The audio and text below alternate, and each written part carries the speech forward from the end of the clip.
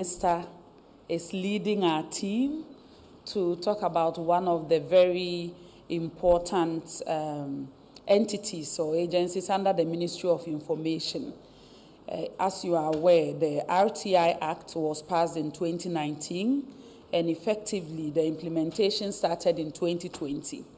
Today, Minister is here to provide updates on the implementation of the RTI Act.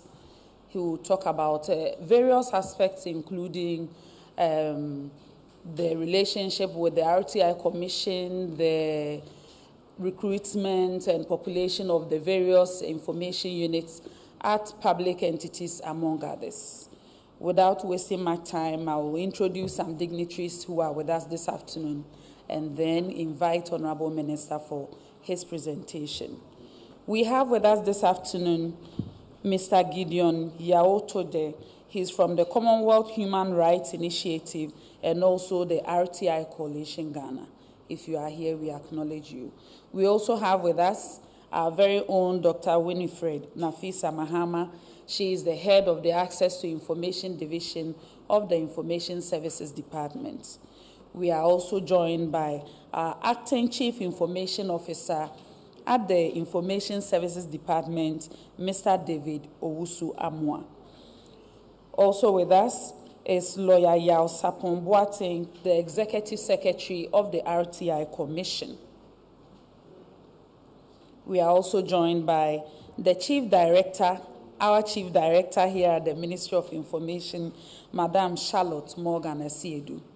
And as I mentioned earlier, we have the Minister for Information and Member of Parliament for Ofoasia Irebi constituency, Honorable Kojo Opon Nkrumah, with us. I would also use this opportunity to acknowledge representatives of UNESCO, if they are here, and of course, directors from the Ministry of Information and also the Information Services Department. I will now invite Honorable Minister for his initial remarks. Then we will come to you for the question and answer segment. Thank you.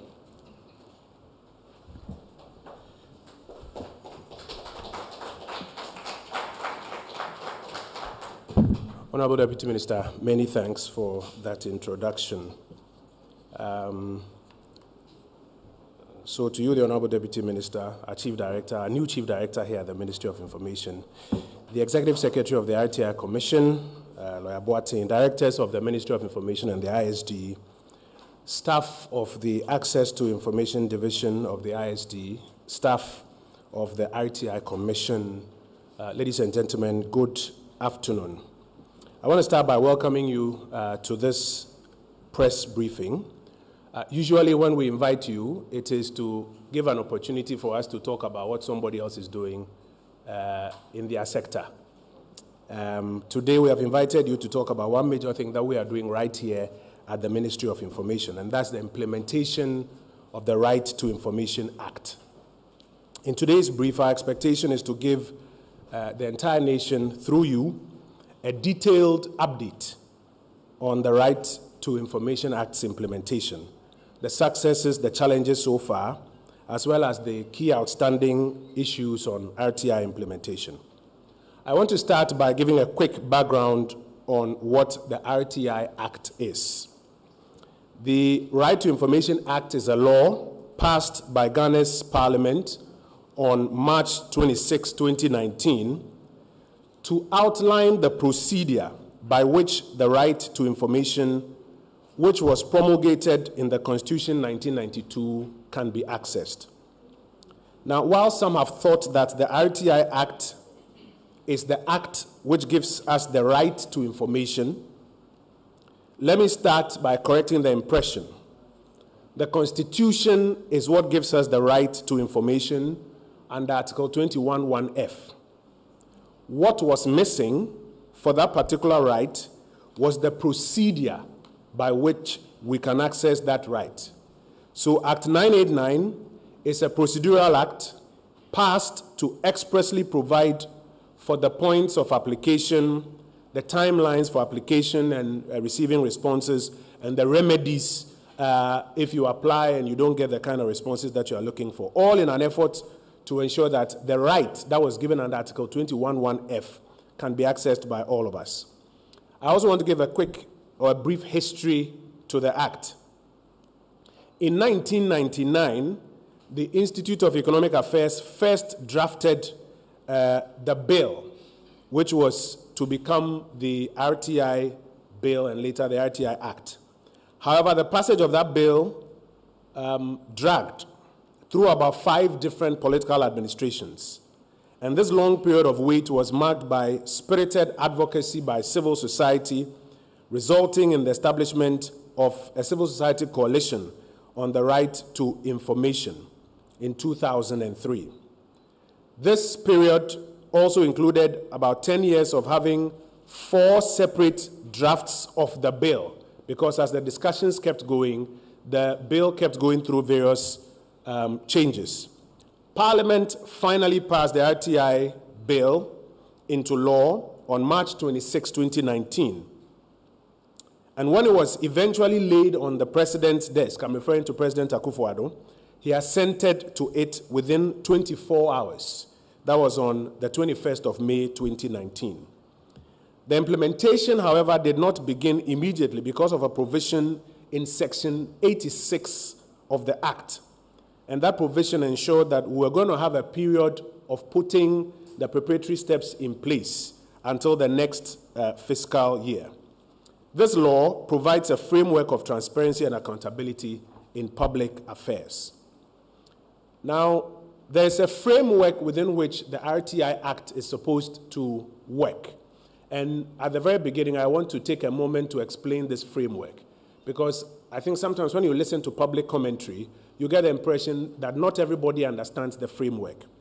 For RTI to be effective, 3 organs must work together for it to happen. 3 organs.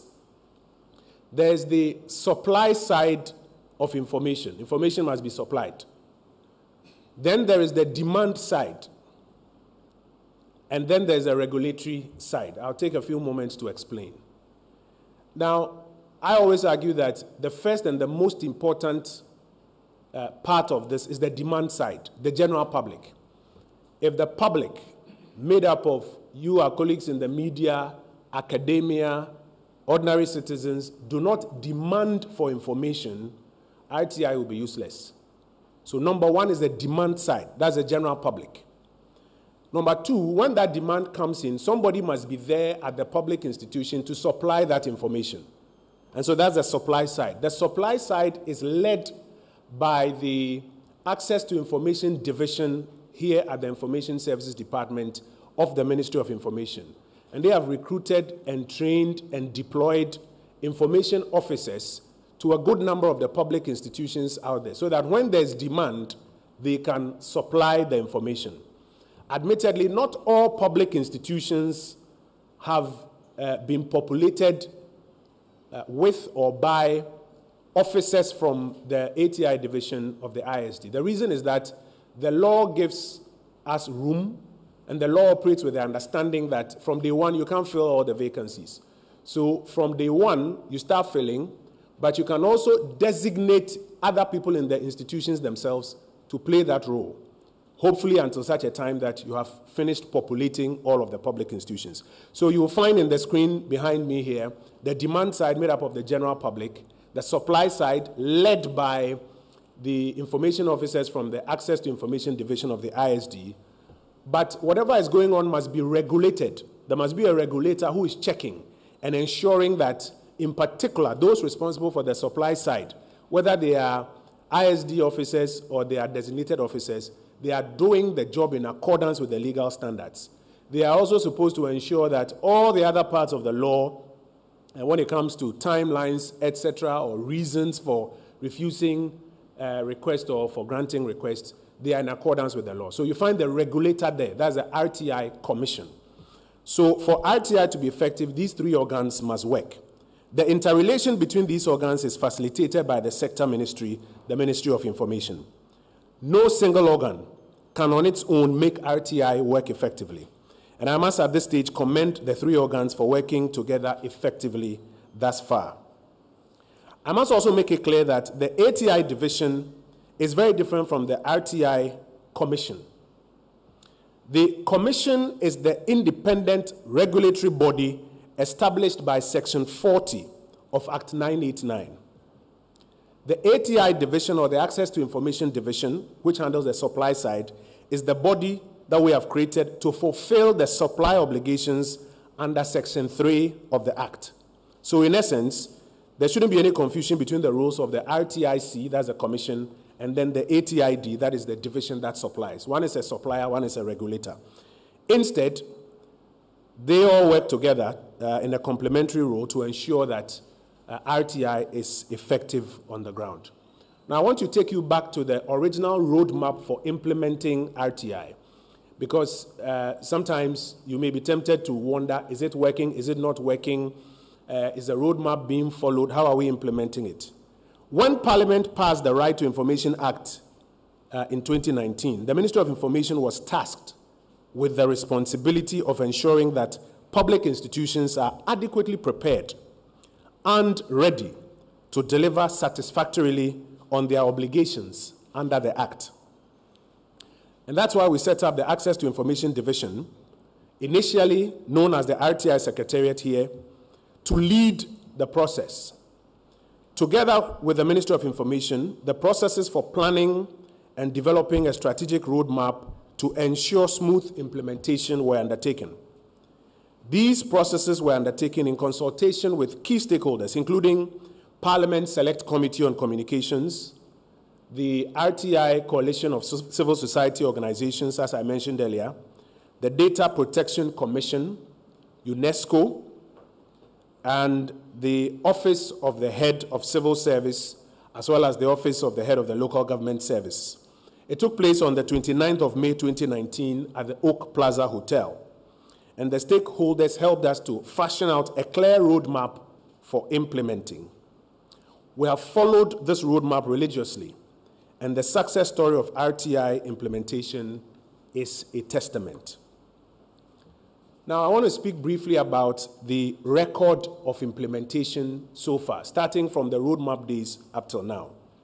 First, let me deal with the supply side. To prepare public institutions to deliver on their obligations under the Act, the Ministry of Information established and commissioned the Access to Information Division within the Information Services Department. This happened on the 17th of July, 2020. Specifically, the ATI Division's mandate is to train, deploy, and provide technical support to the public institutions so that they can supply the information when it is requested. Over the past 3 years, the ATI Division has executed its mandate and other responsibilities with a great sense of professionalism. In 2020, an initial list of 539 institutions was put up.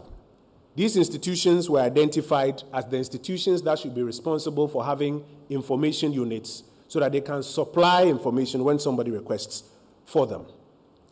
The ATI Division was successful in ensuring that 478 of these institutions were assisted to populate their information units with designated officers. And then subsequently, the first batch of 99 information officers were recruited, trained, and deployed to replace some of the designated officers in 478 of these institutions, out of 539 that we had initially targeted as institutions that must be responding to RTI requests. As at now, nearly 1,000 institutions have been identified. 320 of them have been populated with staff of the ATI division. The remaining are working with designated officers, and our objective is to ensure that eventually we will transition from designated officers to fully fledged ATI officers from the ATI division of the Information Services Department. As part of efforts to enhance access to information, the Access to Information Division has been staffed with personnel who provide daily back-end support to information officers across the country, be they designated or ISD officers. The division provides periodic training and support to the officers in these institutions. Our observations indicate that institutions where we have got assistant information officers posted from ATI tend to be more compliant with RTI requests and the RTI Act, as opposed to institutions where there are designated officers, and it's understandable. You can understand an institution that has an officer whose full job is responding to information requests, as against an institution where there's an officer doing something else and is asked to additionally look out for RTI requests when they come in. And so our preference is to ensure that over time we will fully populate all of these institutions. Now, as part of efforts to make the job of assistant information officers easier and to reduce manual operations, the ATI division has also equipped many of the information units in the public institutions with computerized systems that ensure that they're able to process the requests that they get faster. The division collaborates with the RTI Commission to sensitize the staff of public institutions and the general public to enhance their appreciation of the Act. Now, let me talk about the regulatory side. I've just spoken about the supply side. Let me talk about the regulatory side. Remember, I mentioned that 3 organs must function properly. The Right to Information Commission has been established along with its full complement of staff to carry out the responsibilities outlined in Act 989.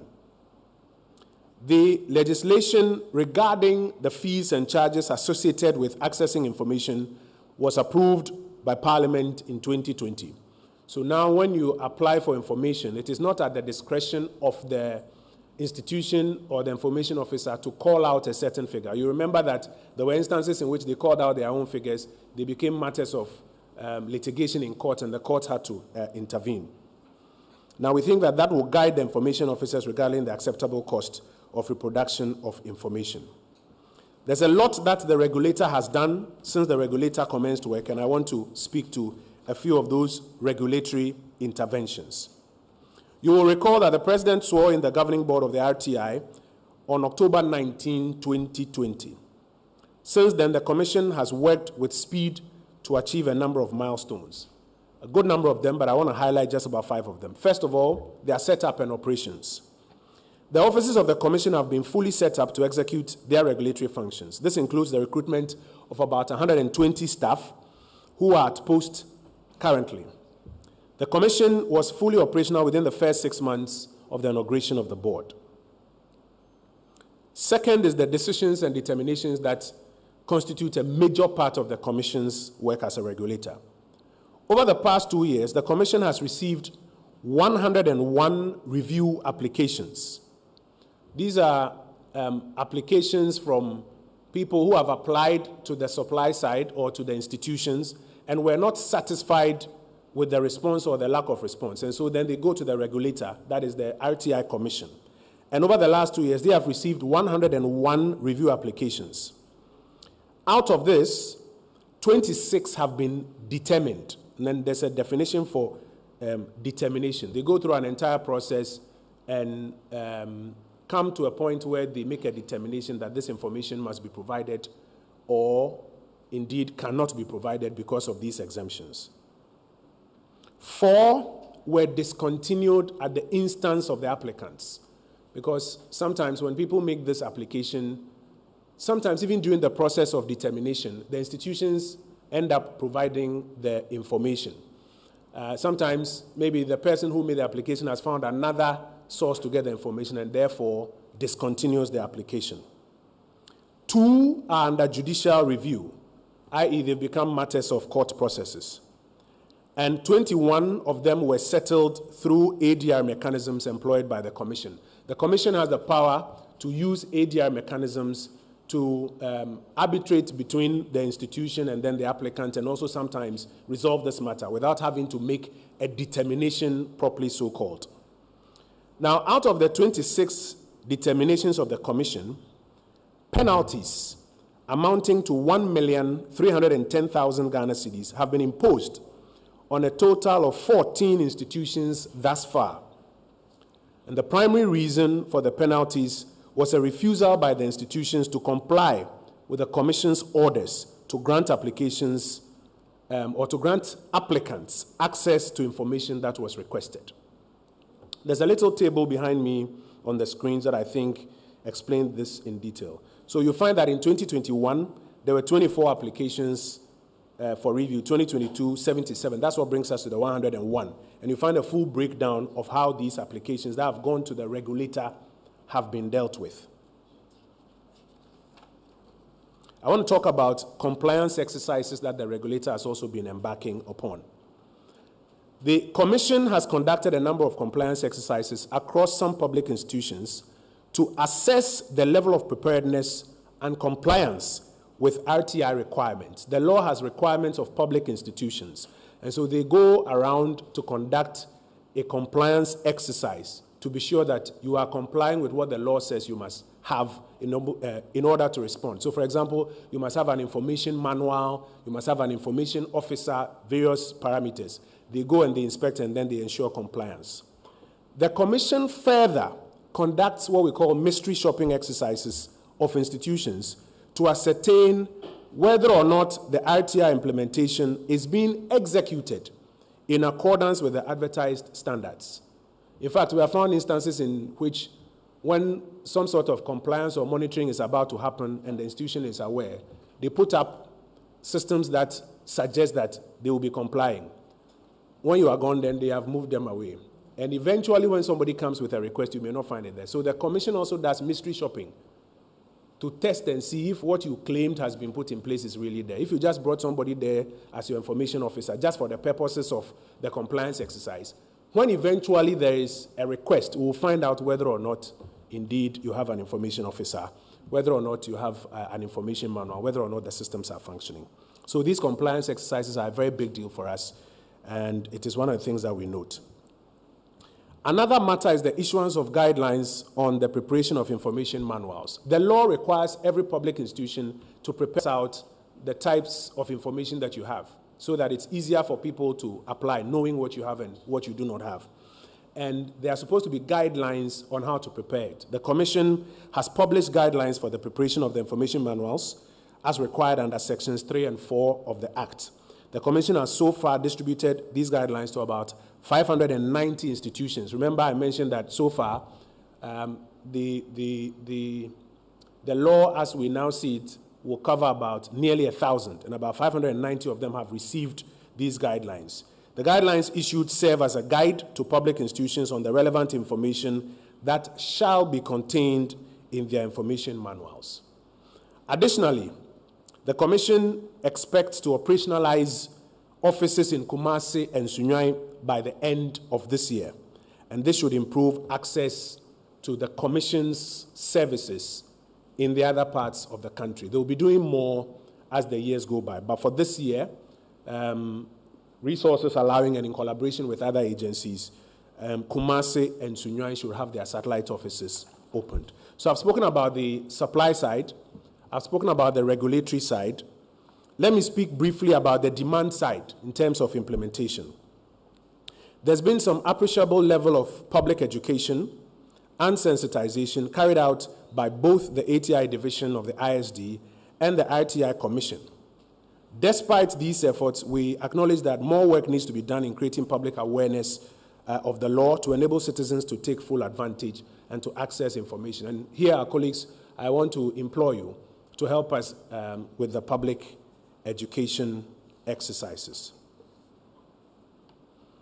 Let me briefly mention, and perhaps since I'm talking about the demand side, let me briefly mention what I'll call the performance of ATI currently, if we want to see how ATI has been faring, how the public has been faring. I don't know if you can see the numbers well from where you are, but we'll distribute copies when we are done. In the first year, 2020, about 189, when we finished and did the final reconciliation, in the first year, 50 reports, that's 2020, 50 reports were received from the various information units across the country. In the second year, 2021, the reporting improved from 50 to 189. In the third year, 2022, about 382 of the public institutions are reporting to the Commission and to the division on the kind of RTI compliance works that are ongoing there. But reporting does not necessarily mean people are requesting for information. Reporting is the institutions giving us reports on the work that they are doing. What a lot of people are interested in is how many RTI requests are coming through, how many of them are being granted, etc. So you will find, after all the reconciliations that we have done, that in the first year, about 23 requests came through. The number went up in the second year, after the reconciliations, to about 247 requests. That's a very huge jump. By the third year, 2022, we received, or in the third year, 2022, we received 783 requests, 2022, across the various information units in the public institutions of our country. So cumulatively, we've crossed over 1,000 RTI requests so far, 23,247,783. Now, in terms of the numbers that have been approved or granted, initially about 16, then about 159 in the following year, and then 663 by the third year. And again, you begin to notice that there's a lot more grant that is going on out there. There have also been some transfers, so we have data on how many of the requests were transferred to other institutions, because sometimes people may request for information from the wrong institution. And if the receiving institution knows which other institution can make it available, the law requires them to transfer or to refer it to another institution. The law also gives permission to the applicant to apply for a review within the receiving institution. So the application must go first to the information officer. If you are not satisfied with the determination of the information officer, you need first to apply for review from the head of institution. That is why we often discourage the applications from going directly to the head of institution, because the head of institution will respond to an appeal that you have brought to him from the information officer. And again, if you are not satisfied, then you make an application for review at the regulator, the Right to Information Commission. And if you are not satisfied, then you go to court. So the court is not a forum of first instance now that this act is in force. If you go, the court will refer you that there's a process that you have to go through. So let me also take advantage of this briefing to inform the public that there are review processes at the institution first and then at the commission before you go to court. Now, in terms of a geographic outlay of where the requests are coming from, the majority of requests for 2022, that's about almost 87% of the requests from the Greater Accra region. Ashanti, about 9% of the request, approximately 8.56% of the requests coming from Ashanti. Bono region, about 1.28% of the requests are coming from Bono. Oti is about 0.13%. Western region, 1.28% of the requests that have come through are coming from that place. Central region, 0.38%. Eastern region, 0.51%. Volta, 0.51%. But the bulk of the requests from the Greater Accra region, 86.97%. That's almost 87% of the requests. Savannah region, 0.26% of the requests. So there's a need to, first of all, it's understandable. A lot of the public institutions have their presence here in Accra. But in all the 261 districts across the country, you expect that if people want information, they can go through the right processes and get them. But this is the data we have now for 2022 in terms of the numbers so far. Now, I want to speak about a few other interventions that have taken place, and then I'll talk about the next steps.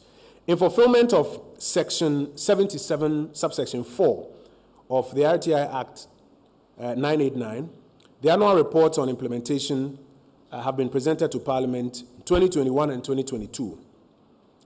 The report for 2022 will be laid in Parliament by the 30th of June 2023 as mandated by the Act. So I'll be doing that before June is over.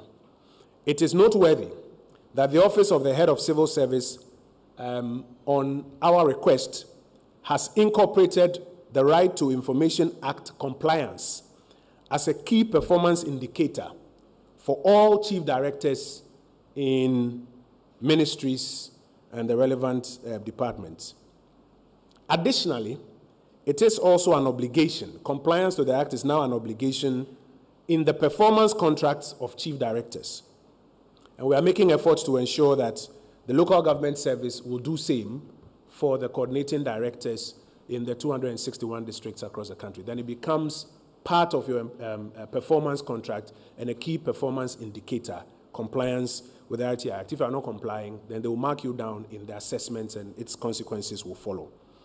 Now, this is to guarantee the complete institutionalization of the RTI culture within various ministries, departments, agencies, and assemblies. Briefly, let me speak about 4 major things that we are now looking to do after having given you an account of how far we have come. The ministry, through the ATI division and in consultation with the RTI Commission, is working to operationalize what we call the Online Records Management System, the ORMS, which will enable applicants to apply for information online.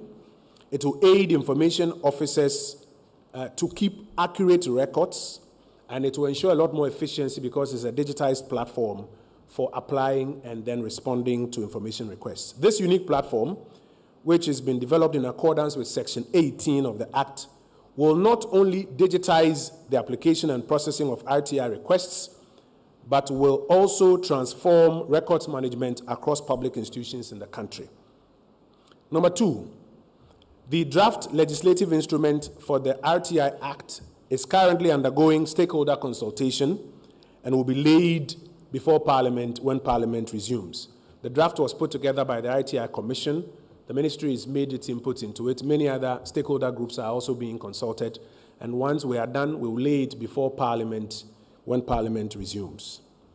Number 3, the RTI Commission and the ATI division of the ISD will embark on continuous public sensitization campaigns in the medium to long term so that all the sub-constituencies or all the constituencies in the general public, media, academia in particular, general public, are educated them more on the Act and how to use the Act when they want to access information. Remember, we have said over and over again that it is way better to employ the Act to get information than to be doing I hear, or somebody has told me that X or Y or Z.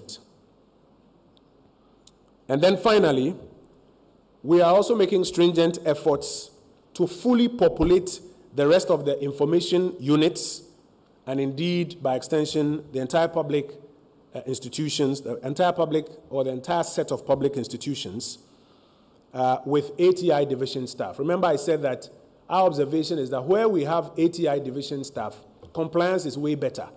And so we are making stringent efforts to fully populate the rest of the public institutions and information units with ATI division staff to ensure that there's full compliance. But we have some challenges, and it's important to highlight these challenges as I bring our brief to an end.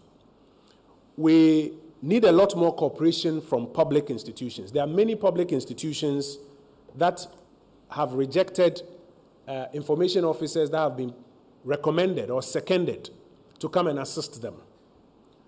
And in some instances, you'll find that the public institutions that get into trouble are the institutions that rejected information officers when we posted them there.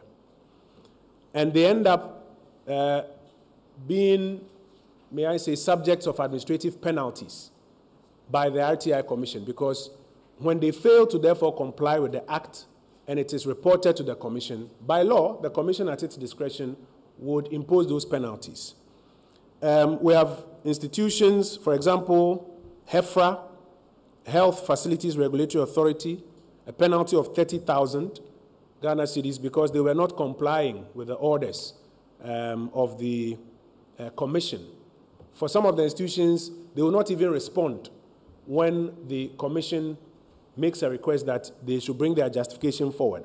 In fact, there's a commercial bank which, by this law, is subject to RTI, which refused to provide information, refused to comply. They have been fined 300,000 Ghana cedis. They are in court trying to explain why they shouldn't pay. And the lawyers of the RTI Commission are also in court explaining why they should pay, because they are required to comply with this Act.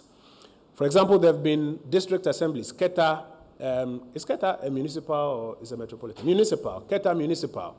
They rejected the information officer that we posted. They didn't have one as at the time. And a request was made, and they were refusing to provide the information. Eventually, when it came to the attention of the commission, and the commission was trying to facilitate, and they were still being difficult, they were fined about 20,000 Ghana cedis. Some heads of institutions, I'm sure you have read it in some of the media publications, including ministers, have been subjects of penalties because they are not complying. So I want to take advantage of this briefing to send the word out there that the commission has the full power, it's backed by law, to levy the necessary penalties on persons who do not comply. We have some cooperation, it's limited, we need a lot more cooperation. When we post an officer to you, you don't pay for the officer, we pay from ISD, but it's to help you to fulfill the obligations under the Act. And so we beg of you to empower these officers, receive them so that they can do their work. We also, as many other institutions do, have challenges with resources and logistics, because when you post these officers, you need to resource them so that they can do as good a job as they are required by law to do. And we continue to work with our various partners to deal with the questions of resources and logistics so that they can deliver. I want to conclude by making a few comments, and then I will take your questions. Access to information requests have increased over the last 3 years of implementation of the Act. And we are doing everything possible through the supply side to ensure that these requests are responded to, and the numbers speak for themselves. Despite the increase in the numbers of requests, you'll notice that the rejections are very low. And so there's a lot more grant than rejections. The Access to Information Division of the Information Services Department provides the technical support to public institutions to enable them fulfill their obligations in granting access to information. When institutions take advantage of this, they will avoid the many complaints that may come up. And so please, I think like the finance minister said, another matter I'd like to draw your attention to is the fact that the RTI Commission is fully backed by law to sanction institutions that do not comply. Additionally, they have now received the prosecutorial powers of the Attorney General to prosecute offenders under the Act. If you read the Act in detail, there are offenses under the Act. And the RTI Commission has now been given prosecutorial powers by the Attorney General's Department to prosecute for those offenses. So not only could you be a subject of a penalty, you could actually be prosecuted for non-compliance with the Act. And so notice is hereby served. The effective usage of the RTI Act, colleagues, will further strengthen our democracy. And so we want to encourage all actors, those on the demand side, those on the supply side, and the general public, to play their part. The ministry acknowledges the support of all our partners. The Access to Information Division of the Information Services Department, the Right to Information Commission, civil society groups that have been very, very instrumental in our efforts to fully implement it, development partners, particularly UNESCO, in ensuring that we've got a smooth exercise so far, and we look forward to do more in the years to come. I thank you for your attention.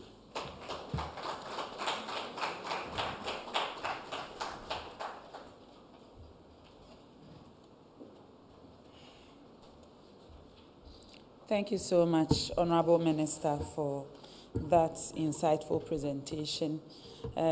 Minister has said it all. I don't think it requires any summary, but the key point that I took from this presentation is the fact that prior to the passage of the RTI Act and the subsequent implementation of the Act, if you required any information from a public institution, it was at the discretion of whoever was there. You are either going to beg or going to find someone you may know to sneak some information. But since the passage and implementation of Act, except when such information is exempt, you are entitled as of right, guaranteed by the 1992 Constitution, to access such information. And as Minister said, you only have to pay a token that has already been set, a cost that is set by Parliament so that the information can be reproduced. So once again, we will use this opportunity to encourage the public, individuals, groups, CSOs, academia, all other relevant stakeholders, especially you, the journalists. This is the best time to access whatever information you would require from a public institution and not prepare some reports based on speculation or hearsay. So thank you so much for your time this afternoon. On that note, I will invite your questions. If you have any, kindly mention your name and affiliation and then proceed to ask your question. If you have any, yes. Okay.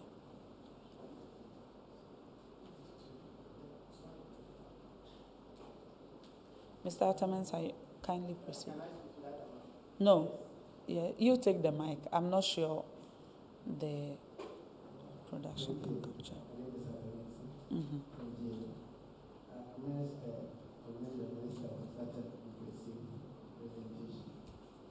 I have a question. As he rightly said, the Attorney General Department has given the Information Commission the prosecutorial powers to prosecute institutions that do not comply. I want to find out when was that authority given, and so far, how many institutions that the Commission has dragged them to court, and the various penalties that were levied on, how much have been paid, and how it's going to make sure those institutions pay such monies. Thank you. Thank you for the question. We can take 4 more questions if there are any hands. Okay, John. Yes, thank you. My name is John Awuni Kesben.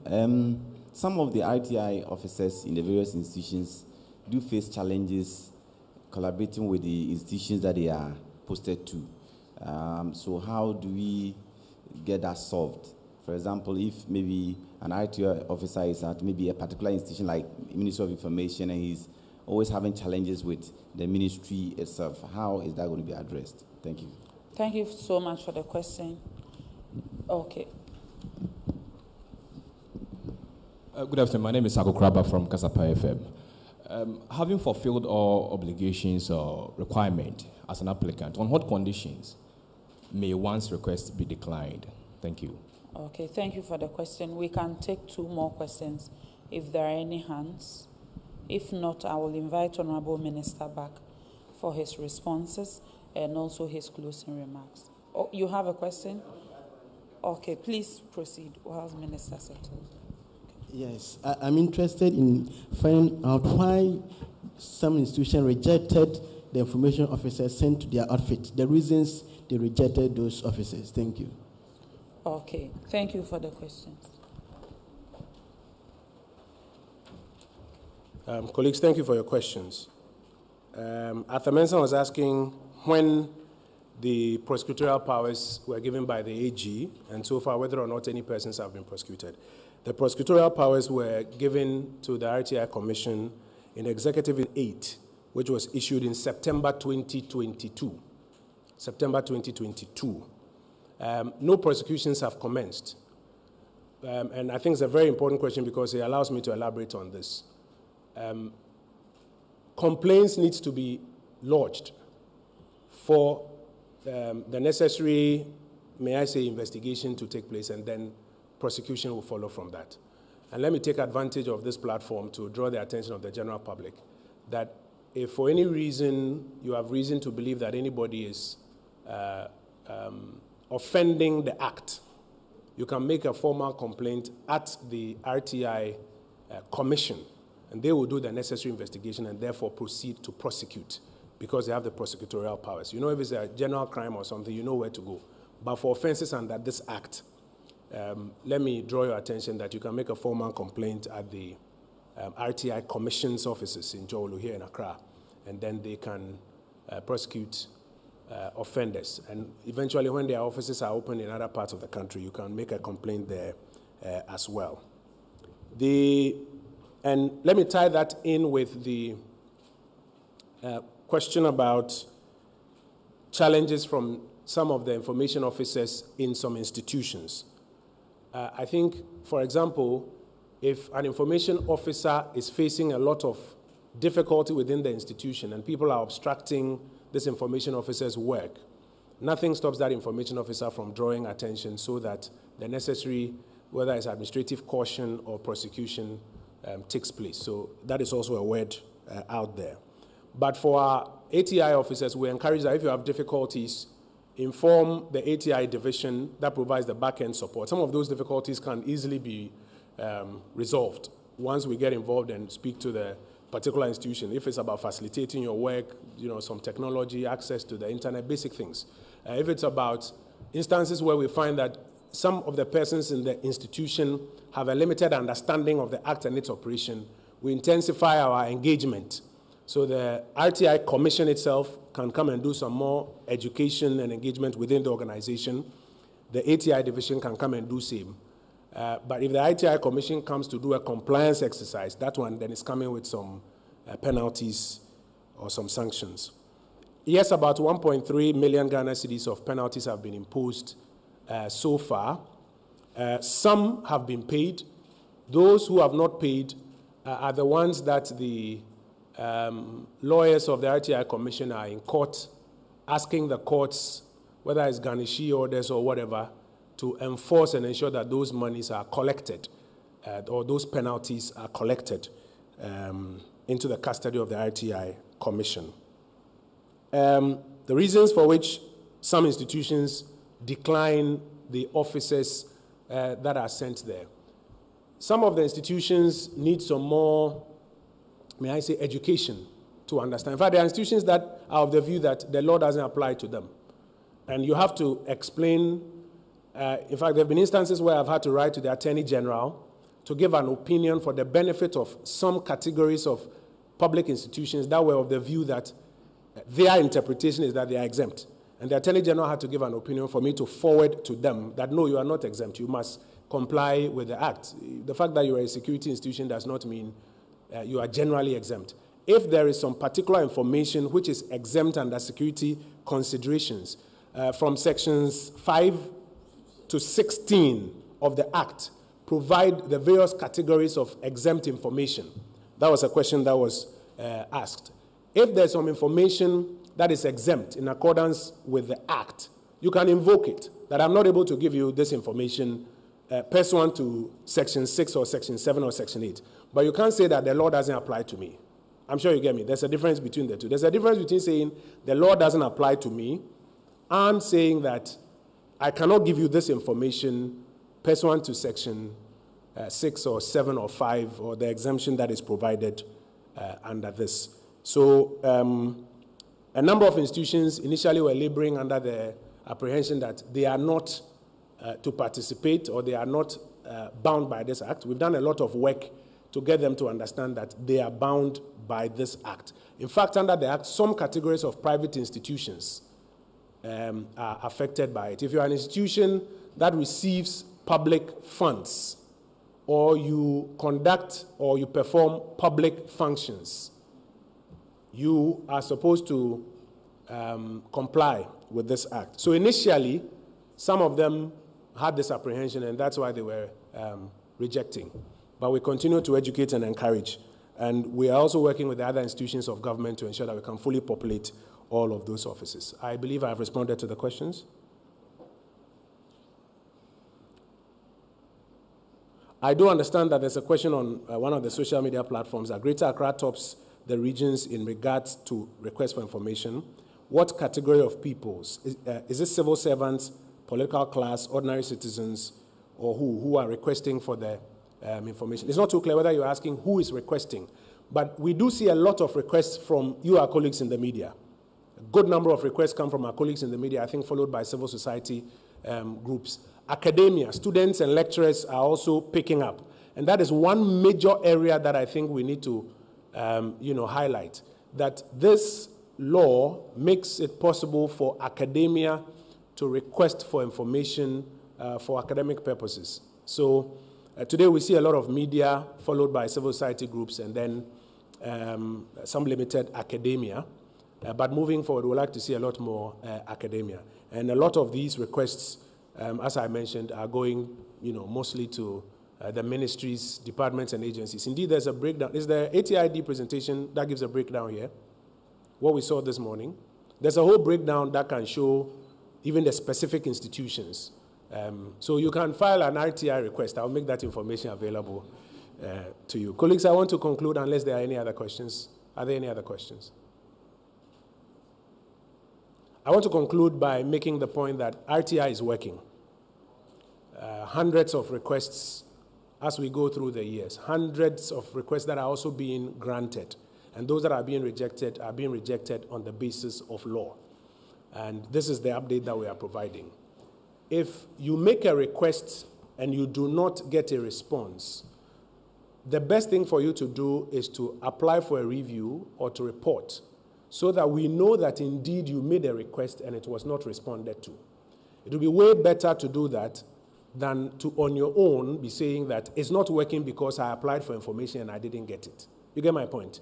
There's a mechanism for reporting if you don't get the information you are looking for or if the timelines are not met.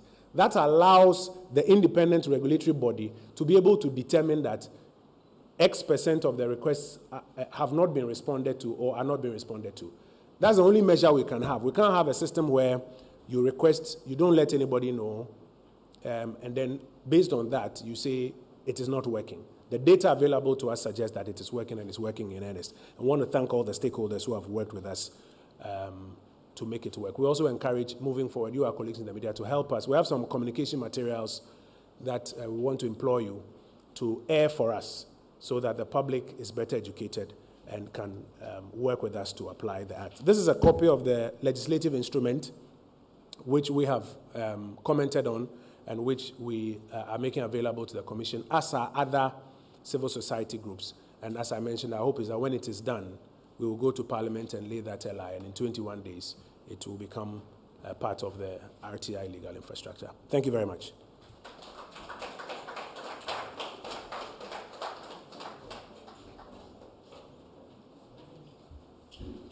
Honorable Minister, thank you so much for making time for this very important exercise. Chief Director, Executive Secretary, RTI Commission, all our directors, the press, distinguished ladies and gentlemen, I can see the PRO for SIGA here with us. Thank you so much for making time for this important exercise.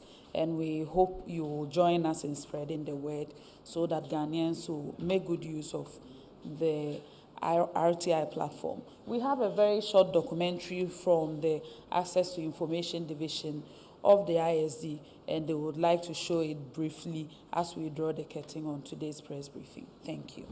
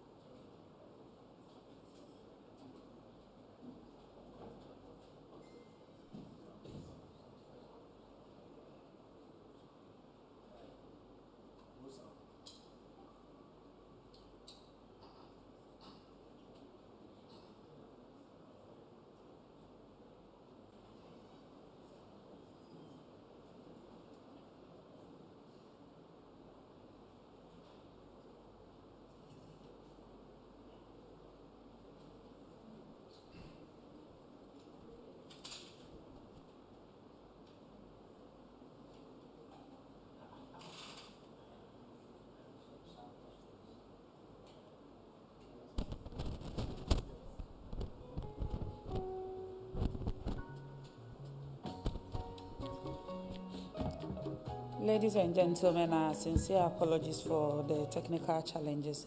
On that note, I would like to once again thank you for making time to be part of today's press briefing, and also to thank GTV for broadcasting this important press briefing. Enjoy the rest of the day.